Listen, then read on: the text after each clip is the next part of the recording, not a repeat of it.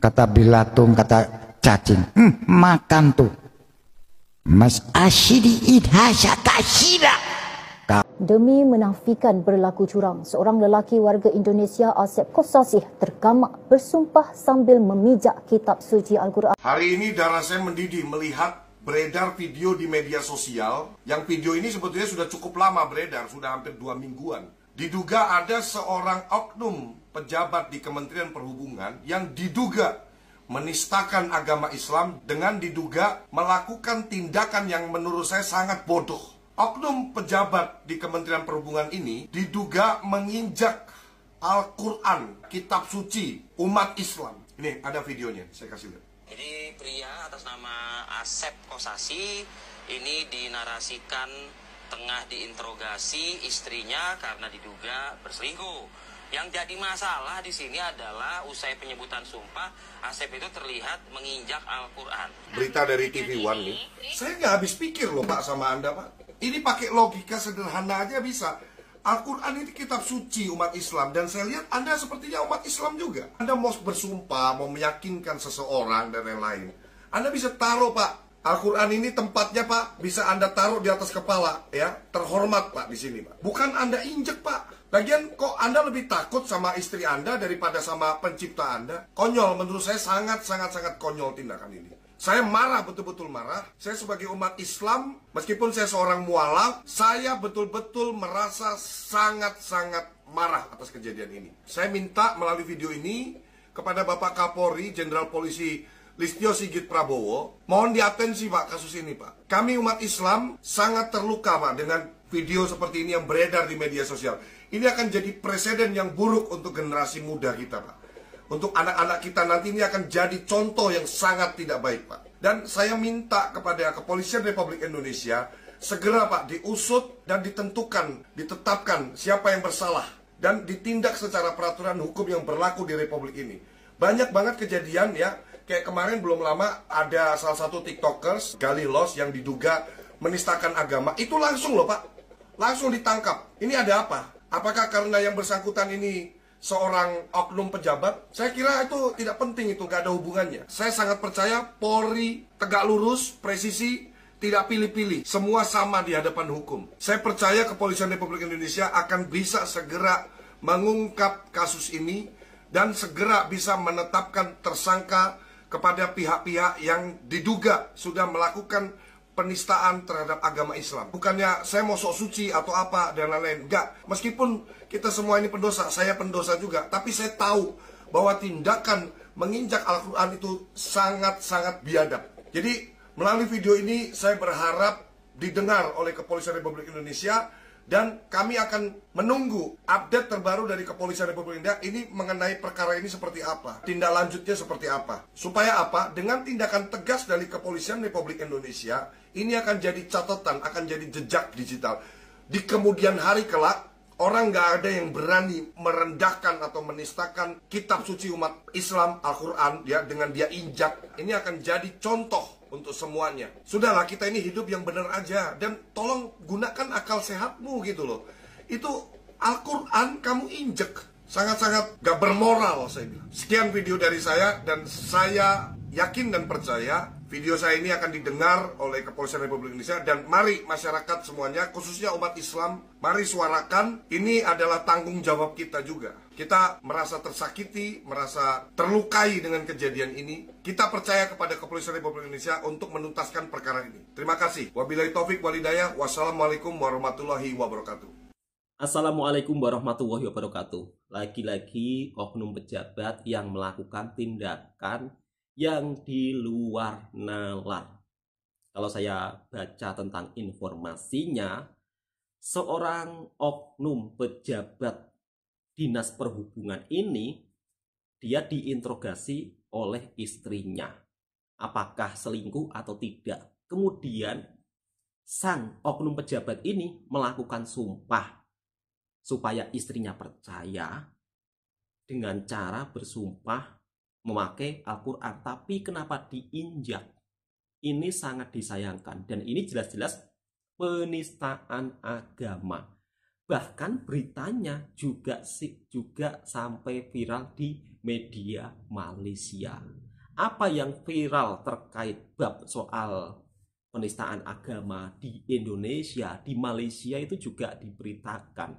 Ini kan sangat memalukan ya. Padahal dia ini salah satu anggota pejabat. Kok bisa-bisanya seperti itu? Dan saya juga punya harapan tinggi, punya harapan besar kepada penindak hukum supaya orang-orang yang menistakan agama ini tak pandang bulu siapalah, langsung ditangkap. Karena apa? Ini merusakkan, ya kan? Merusakkan generasi berikutnya, merusakkan nama negara kita, jadi perbincangan di media negara tetangga. Hal ini sangat disayangkan. Mungkin sebagian, apa iya diberitakan di media Malaysia? Ini saya akan reaction videonya. Kalau sudah seperti ini, kita akan jadi malu sendiri. Harusnya negara Indonesia, di mana salah satu negara yang berpenduduk besar, mayoritas agama Islam, tapi kenapa hal-hal yang sangat harusnya tidak terjadi di negara kita selalu viral di negara tetangga menjadi perbincangan media internasional. Bahkan hari ini juga menjadi bahan tertawa, bahan perbincangan media di negara tetangga terkait pemuka agama yang satu ini. Namanya siapa lagi kalau bukan Mama Gufron, yang diklaim bisa berbahasa jin, bisa berbahasa semut, tapi sampai saat ini juga tidak ada penindakan, juga tidak ada pengusutan. Padahal jelas-jelas kalau saya dengar ceramahnya itu tidak masuk di akal. Kalau orang berpikiran sehat pasti tidak akan berguru dengan orang tersebut. Jelas-jelas sesat, tapi kenapa masih dibiarkan? Beda dengan aturan di negara tetangga kita. Islam di Malaysia benar-benar dijaga ketat loh. Harusnya kita mencontohi negara tetangga kita di mana negara tetangga ini sangat-sangat menjaga Islam. Kalau ada orang yang berceramah ngawur, berceramah tidak sesuai dengan akidah Islam, ya langsung diangkut, langsung diusut. Tapi kenapa di negara kita terbiar begitu saja? Bahkan sampai saat ini Majelis Ulama Indonesia belum bertindak apapun. Langsung kita reaction videonya bersama-sama. Video ini kita jadikan pengajaran untuk bersama-sama. Dan tentunya harapan saya buat masyarakat Indonesia, berpikirlah secara logika. Jangan mau dibodoh-bodohi oleh orang-orang pemuka agama yang dimana pemuka agama tersebut tidak jelas asal usulnya, tidak jelas dari mana dia berada, dari kalangan apa. Tiba-tiba punya pondok pesantren, terus juga nggak bisa ngaji pula, tapi dianggap wali. Kalau berceramah katanya bisa mengambil daun kemudian disulap jadi uang, itu pun juga masa percaya ya. Tapi kalau orang berakal sehat pasti tidak percaya. Dan murid-muridnya membanggakan. Ayolah orang-orang Indonesia, sadarlah, sadar. Jangan sampai kita dipengaruhi orang-orang yang tidak punya pikiran yang kiranya memajukan negara, memajukan pendidikan. Ini jelas-jelas semakin ke sana, semakin ke sini, semakin menjadi orang yang tidak waras. Kalau gurunya tidak waras, jelas-jelas muridnya juga tidak waras, ya kan? Oke, langsung kita simak video berikutnya. Oknum atau individu pejabat di Indonesia yang melakukan sumpah tapi menginjak Al-Quran. Ini sangat disayangkan dan viral juga di media Malaysia. Aduh, mau heran sih kadang-kadang saya. Ya, tapi di negara kita ini pasti akan terjadi hal aneh-aneh setiap tahunnya. Ini kalau di negara tetangga ini sudah diusut tuntas, bahkan mendapatkan hukuman yang cukup lumayan berat. Karena Islam di negara tetangga begitu dijaga ketat, sahabat-sahabatku semua. Langsung kita reaction videonya. Demi menafikan berlaku curang, seorang lelaki warga Indonesia Asep Kosasih tergamak bersumpah sambil memijak kitab suci Al-Quran. Perbuatan biadab itu dilakukan dalam keadaan sedar selepas dia dan isterinya selesai menunaikan solat subuh berjemaah di rumah Ogos lalu. Isterinya Vani Kokasi berkata, dia bertindak sedemikian kerana mahu membuktikan tidak curang dengan seorang doktor kecantikan yang sudah terjalin sejak Mei tahun lalu. Katanya suaminya terus menafikan hubungan terlarang itu sedangkan dia mempunyai bukti gambar dan mesej perbualan mereka dalam telefon. Ini gara-gara kasus perselingkuhan, jadi demi meyakinkan istrinya, oknum pejabat ini melakukan tindakan yang sangat-sangat konyol. Al-Quran diinjak untuk bersumpah. Pejabat ya. Kalau dipikir-pikir, pejabat ini kan sekolahnya tinggi. Harusnya SDM-nya juga tinggi ya. Tapi kalau menurut sahabatku, coba komentar. Pejabat, sekolah tinggi. Tapi kenapa ini gimana ya? Saya sampai heran loh. Masa iya? Seorang pejabat tapi kok pemikirannya seperti itu. Ini sangat disayangkan ya. Dan lebih-lebih video yang viral lagi, yaitu videonya Mama Gufron yang ternyata diklaim bisa bahasa cacing. Kalau kemarin kan bahasa semut, ya kan, bahasa jin. Sekarang bisa bahasa cacing. Dan sampai saat ini beliau juga masih belum mendapat tindakan apapun dari MUI, dari Majelis Ulama Indonesia.